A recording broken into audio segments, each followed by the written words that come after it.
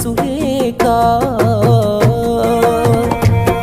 నువ్వు ఊర్వశివని కాదే నిన్ను ప్రేమించింది, నువ్వు దేవతవని కాదే నిన్ను పూజించింది, నువ్వు నింగివని కాదే నేలనేమైంది, నా ప్రాణం అనే కదా నీకు అలుసయ్యింది.